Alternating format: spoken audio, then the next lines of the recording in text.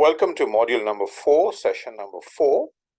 In this module, we will look into how to apply and prioritize risks process, demonstrating an understanding of that.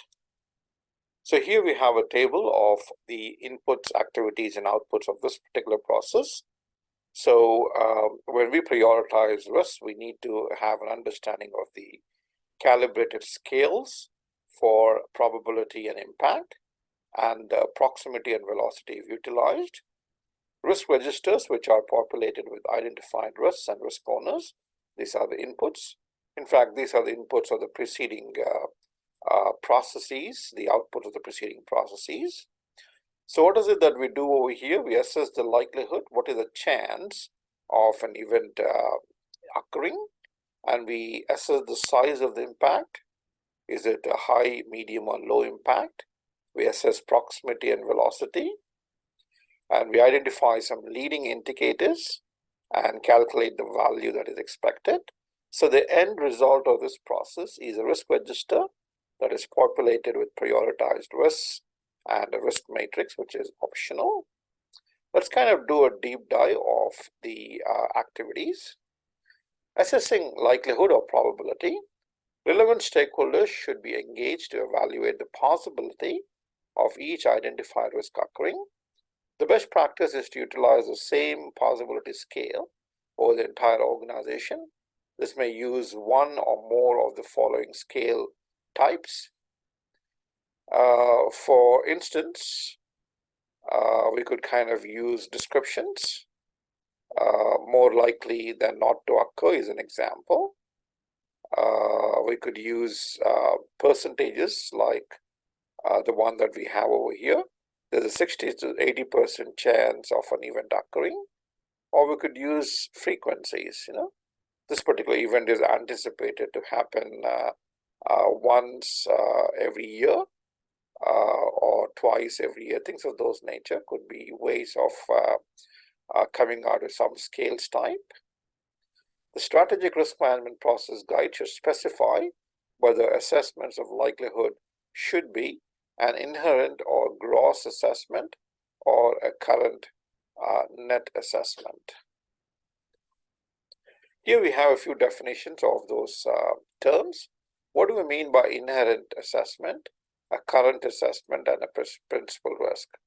Now, inherent assessment or a gross assessment is the most significant realistic likelihood of the risk occurring, assuming that no controls exist or all the controls are or other activities fail.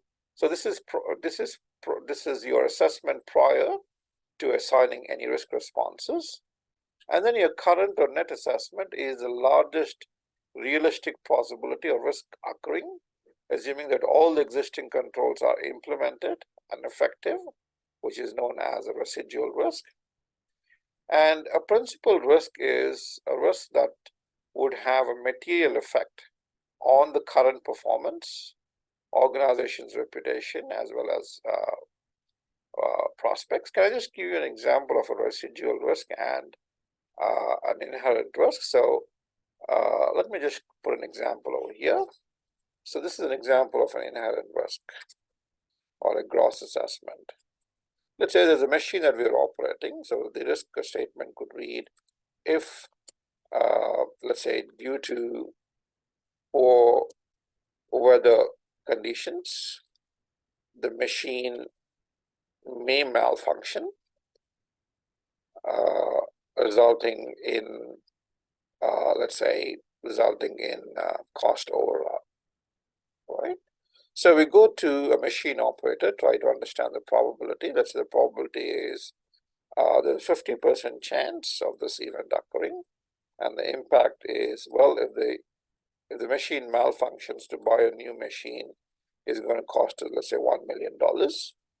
And the risk, the inherent assessment is primarily your probability times impact, which is 50% times $1 million. So that's roughly around $500,000. So that is what your inherent response is, inherent assessment is. I mean, we have not assigned any particular risk response as such, but let's say let's take a risk action over here. The risk response could be, let's try to mitigate the risk. Why not? Why don't, let's say, why don't we build a shed to protect the machine from poor weather? And let's say the machine, to build a shed, it's going to cost, let's say, it'll cost us $10,000.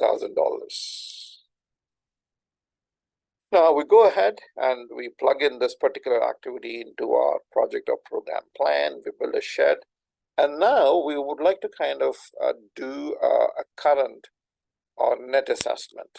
Okay? Now that we have the shed in place, what is the chance? The probability could be even lesser because we have a shed in place. Let's say the probability could be 20%. The impact could still remain the same. It's going to cost us $1 million to replace. Now, your revised or current net assessment is probability times impact, which is 20% times 1 million, which is roughly around 200,000. So that's basically what your current or net assessment is. So it's good to kind of capture both of these elements when we prioritize our risks. Let me clear this for you.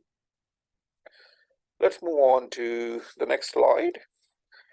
It is essential to estimate an inherent or gross likelihood assessment in the strategic perspective, as organizations must report principal risks to stakeholders or trustees so they understand the risks that give the most significant exposure.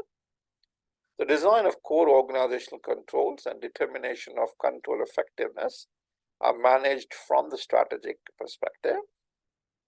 It is also typical to estimate a current/net assessment of likelihood in portfolio, project, program, product, as well as operational perspectives, assuming existing controls from the strategic perspective are placed. Where controls are in place but judged to be ineffective, they would be considered in the current/net assessment of likelihood, determining the likelihood that is subjective unless a large homogeneous data set can determine the chance of any risk reliably in the future. This is rarely the case, so most assessments have a subjectivity element. Facilitation of the activity utilizing carefully selected techniques matched to the stakeholder context seeks to minimize the subjectivity.